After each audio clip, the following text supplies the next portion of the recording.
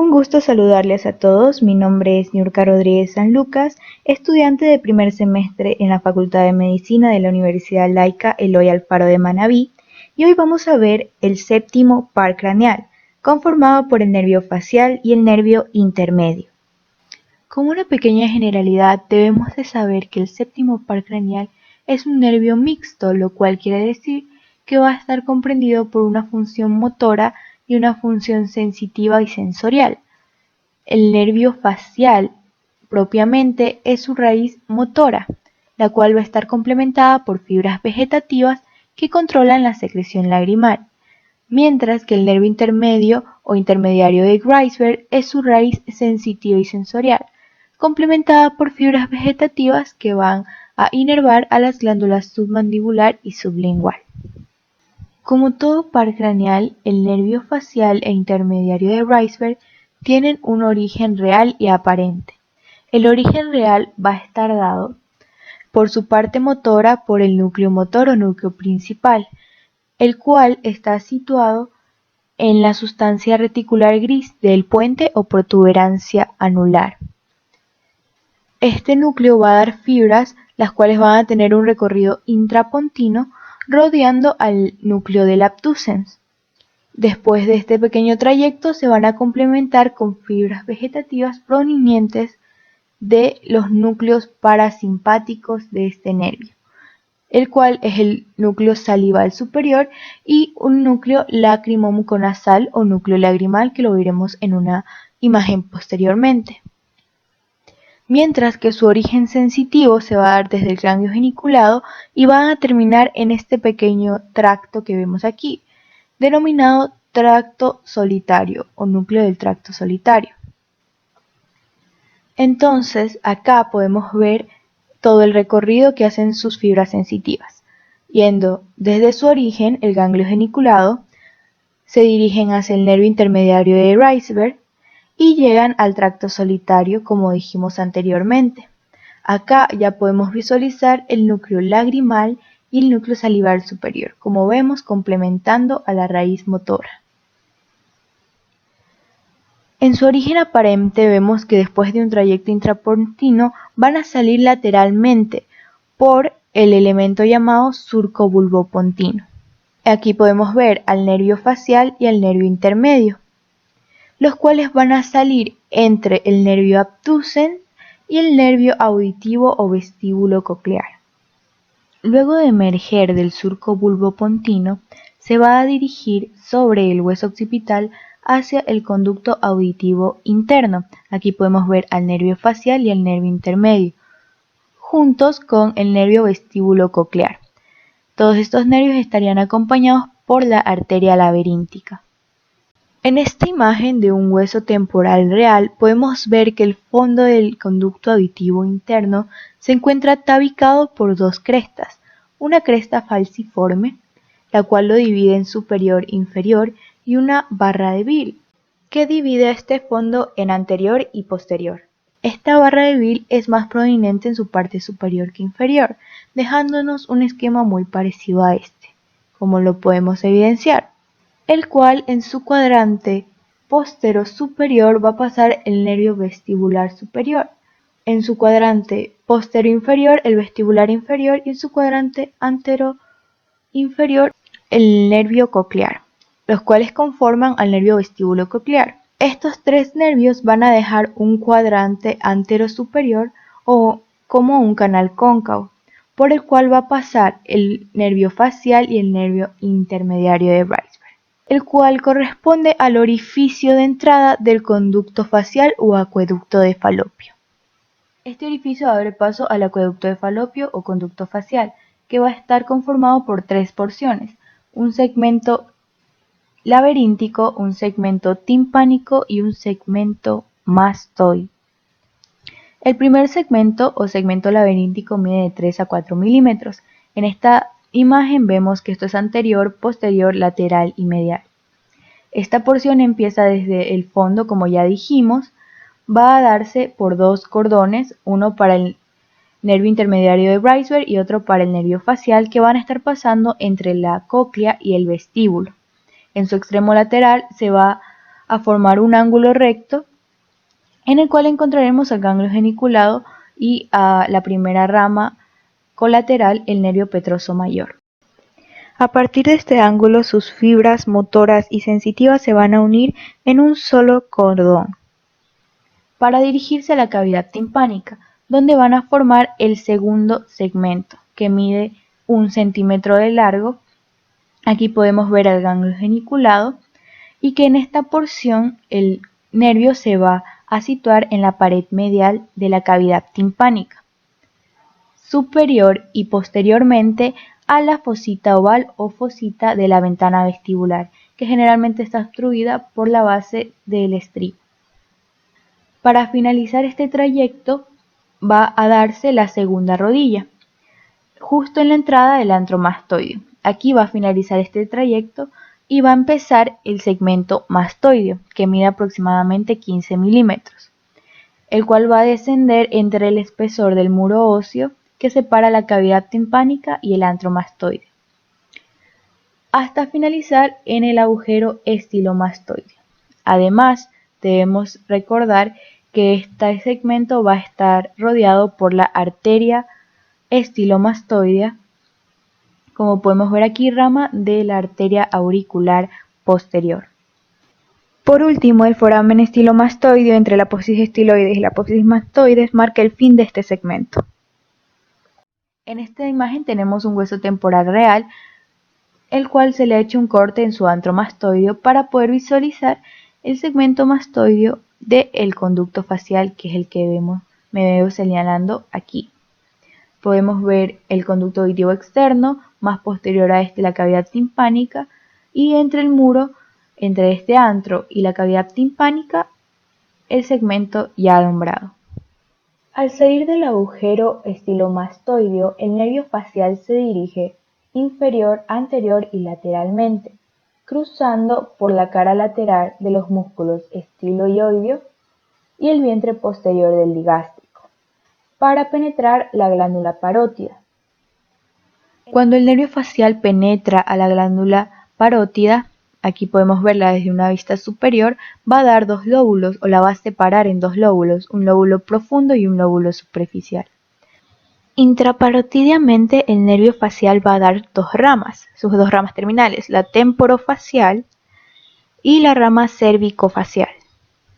Como dato, debemos saber que los nervios se van a formar antes que estas glándulas, por lo cual embriológicamente la glándula rodearía al nervio, pero anatómicamente es totalmente válido decir que el nervio penetra a la glándula. En cuanto a su distribución, el nervio facial va a tener ramos intrapetrosos y ramos colaterales extrapetrosos. Los ramos colaterales intrapetrosos van a ser 6: el nervio petroso mayor, el ramo comunicante con el plexo timpánico, el nervio estapedio, la cuerda del tímpano, el ramo sensitivo del conducto auditivo externo y el ramo comunicante del nervio vago. En cambio, en los ramos extrapetrosos, es decir, que nacen fuera de la porción petrosa del temporal, vamos a tener al ramo comunicante con el glosofaringio, al nervio auricular posterior, a los ramos musculares y al ramo lingual. Empezaremos reescribiendo los ramos intrapetrosos, empezando con el nervio petroso mayor, o nervio petroso superficial mayor, conocido antiguamente. Este va a nacer del ganglio geniculado en su vértice y se va a dirigir al hiato del conducto para el nervio petroso mayor. Va a discurrir por el surco óseo correspondiente a este hiato y va a llegar al agujero rasgado, como lo podemos ver aquí. En este agujero se va a recibir al nervio petroso profundo y a un filete comunicante del plexo carotídeo simpático interno. Estos tres elementos van a formar el nervio del conducto pterigoideo o nervio ovidiano, que se va a dirigir al conducto del mismo nombre, conducto ovidiano o conducto pterigoideo, hasta llegar a la fosa infratemporal para hacer sinapsis con el ganglio pterigopalatino. A partir de este ganglio pterigopalatino, las fibras del nervio petroso mayor se van a embarcar en el nervio maxilar, segunda rama del trigémino, para poder llegar a sus inervaciones. En el caso de la inervación de la glándula lagrimal, va a llegar por medio del nervio cigomático a través del asa comunicante con el nervio lagrimal para poder llegar a la glándula lagrimal, mientras que el resto de ramos que van hacia las cavidades nasales, hacia las bóvedas palatinas y hacia la faringe van a inervar a la mucosa buconasofaringea. Como siguiente ramo tenemos al ramo comunicante con el plexo timpánico. Es este pequeño ramo que podemos visualizar aquí, el cual un poco después de su origen en el ganglio geniculado va a anastomosarse con el nervio petroso menor, proveniente del plexo timpánico. Luego de esta anastomosis se van a dirigir hacia el hiato correspondiente para el conducto del nervio petroso menor, van a discurrir por su surco óseo y van a anastomosarse con el ganglio óptico, que es el que podemos ver aquí. Para anastomosarse con este ganglio van a poder salir por 3 agujeros, por así decirlo. Idóneamente por el agujero petroso menor, ubicado en el esfenoides, entre el agujero oval y el agujero espinoso. En el caso de este no encontrarse, va a salir por la fisura esfenopetrosa, es decir, la unión entre el esfenoides y la porción petrosa del temporal, o por el agujero rasgado, antes ya descrito, por donde pasaba la arteria carótida interna. El siguiente nervio es el nervio del estapedio, o nervio del músculo del estribo. Este nervio lo único que va a hacer es desprenderse del segmento vertical del conducto facial y traspasar la delgada pared que separa al músculo estapedio del conducto facial, para así inervarlo. El siguiente ramo es la cuerda del tímpano. Esta cuerda va a nacer de 2 a 3 milímetros superior al foramen estilomastoideo. Va a pasar por el conductillo de la cuerda del tímpano y va a penetrar en la cavidad timpánica por medio de un orificio en su pared posterior. Este nervio se va a encontrar entre la eminencia piramidal del músculo estapedio, como lo podemos señalar aquí, y el surco timpánico que va a dar inserción a la membrana timpánica. Va a dirigirse hacia la cara medial del martillo y la va a rodear, y luego va a dirigirse a su abertura, a la abertura del conductillo del tímpano excavada en la fisura petrotimpánica del temporal. Luego de salir se va a anastomosar con el nervio lingual, rama de la tercera rama del trigémino, el nervio mandibular. Luego de esta anastomosis se va a dirigir hacia el ganglio submandibular, donde va a dar ramas a las glándulas submandibular, sublingual y a los 2/3 anteriores de la lengua. El siguiente ramo es un ramo totalmente sensitivo, el nervio del conducto auditivo externo. Este puede darse por medio de un tronco común con el nervio auricular posterior o bien separados. Luego de este nacimiento va a dirigirse hacia el borde anterior de la apófisis mastoides, inmediatamente inferior al conducto auditivo externo.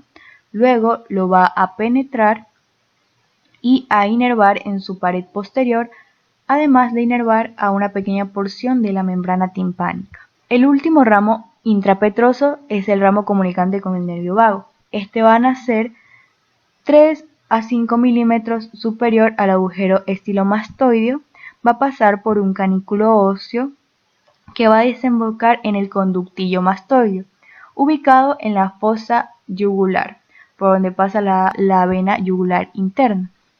De este conductillo mastoideo se va a dirigir hacia el ganglio superior del nervio vago, conformando dicha comunicación.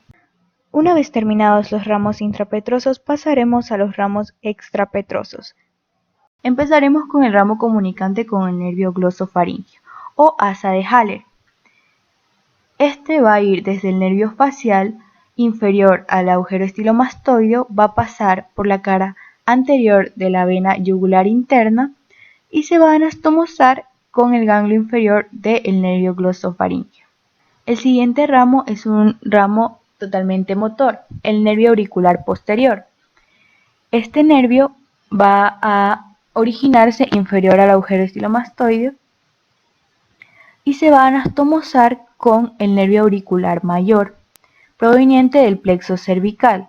Luego de esta anastomosis va a dar dos ramas, una rama ascendente que va a inervar al músculo auricular superior y posterior y una rama horizontal que va a inervar al vientre occipital del músculo occipitofrontal. Los siguientes ramos son ramos musculares, uno perteneciente al músculo estiloioideo y otro perteneciente al vientre posterior del digástrico.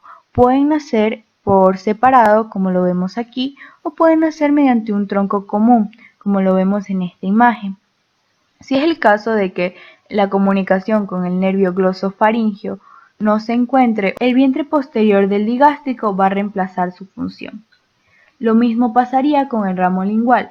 En el caso de que el ramo del vientre posterior digástrico no se anastomose con el nervio glosofaringeo y la comunicación del nervio glosofaringeo no exista, el ramo lingual tomará su lugar para comunicar estos dos nervios. Además, este ramo lingual va a inervar al músculo palatogloso, estilogloso y a la mucosa de la base de la lengua. Por último, vamos a revisar los ramos terminales, los cuales ya habíamos dicho que eran dos ramos intraparotidios, un ramo temporofacial y un ramo cervicofacial. El ramo temporofacial va a dar ramos temporales que van a inervar al músculo auricular anterior y a los músculos laterales de la oreja, los ramos frontales y palpebrales que van a inervar al músculo frontal o al vientre frontal del músculo occipitofrontal, al músculo orbicular del ojo, al corrugador de la ceja y al músculo prócer.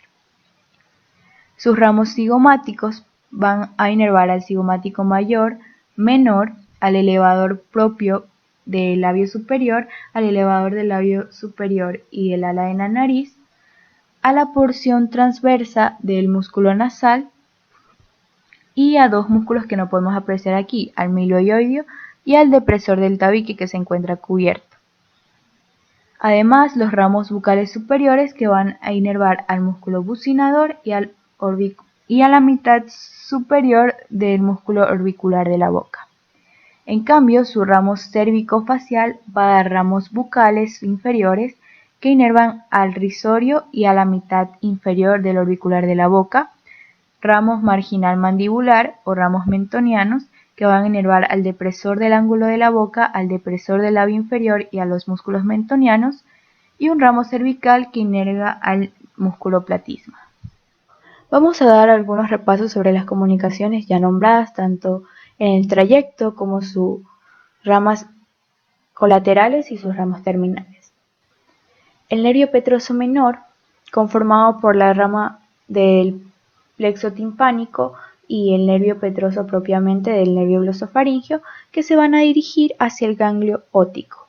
Como lo podemos ver aquí, esta es la primera comunicación. La segunda comunicación ya antes vista, el nervio petroso mayor que sale del ganglio geniculado, que se dirige hacia el ganglio pterigopalatino.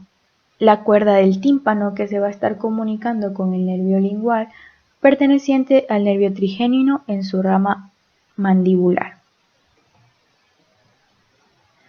Por último, estos ramos comunicantes, el ramo comunicante que es el nervio glosofaringeo o asa de Haller, ya lo hemos visto antes, y el ramo comunicante con el nervio vago que va desde la parte intrapetrosa del nervio facial hasta el ganglio superior del nervio vago. La siguiente comunicación se da por medio del ramo temporofacial y el nervio auriculotemporal, como podemos ver en esta imagen. El nervio auriculotemporal se va a anastomosar con la rama terminal del nervio facial antes de que dé sus ramos hacia los músculos de la mímica, como los bucales superiores, los cigomáticos, entre otros. Aquí podemos ver esa anastomosis. La siguiente comunicación es con el plexo cervical, el cual el ramo cervical de la rama cervicofacial se va a anastomosar con el nervio transverso del cuello, el cual va a dar comunicación con el del nervio facial con el plexo cervical. Como última comunicación encontramos a la comunicación paraductal, en la cual los ramos temporofacial y cervicofacial del nervio facial se encuentran constantemente comunicados intraparotídicamente, las cuales conforman la comunicación paraductal. Esta cruza la cara lateral de la porción inicial del conducto parotídeo o conducto de Steno. Y estas comunicaciones van a conformar lo que sería el plexo intraparotidio. Para finalizar hablaremos de la anatomía funcional del nervio facial, la cual va a estar dada por 4 tipos de fibras. Las fibras eferentes viscerales especiales, que van a controlar la función motora de este nervio a través de la inervación de los músculos de la mímica o los músculos faciales, como ya lo habíamos dicho, que van a estar inervados por sus ramos terminales. En la función de las fibras aferentes somáticas generales es dar la sensibilidad y sensorialidad a el tercio medio de la oreja, a la pared posterior del conducto auditivo externo y al tímpano. En cambio, sus fibras aferentes viscerales específicas van a dar la sensibilidad gustativa del vértice y los bordes de la lengua, a través del nervio cuerda del tímpano y su anastomosis con el ramo lingual, que se dirigen hacia el ganglio submandibular y dan una rama hasta este sector de la lengua. Por último, las fibras eferentes viscerales generales van a controlar la secreción, tanto lagrimal, nasal y salivar. Estas fibras van a discurrir por 2 nervios, el nervio petroso mayor y el nervio cuerda del tímpano. El nervio petroso mayor se va a dirigir como nervio videano hacia el ganglio pterigopalatino, como ya habíamos dicho anteriormente, y por sus ramas se va a dirigir hacia la glándula lagrimal, donde va a suceder la secreción lagrimal, y a las cavidades nasales, donde sucederá la secreción nasal. Por otro lado, la cuerda del tímpano se va a anastomosar con su ramo lingual y se va a dirigir hacia el ganglio submandibular. De esta anastomosis van a salir 2 ramas que se van a dirigir hacia las glándulas submandibular y sublingual, y así controlar la secreción salival. Eso es todo por nervio facial, espero que les haya gustado mucho, muchas gracias por su atención.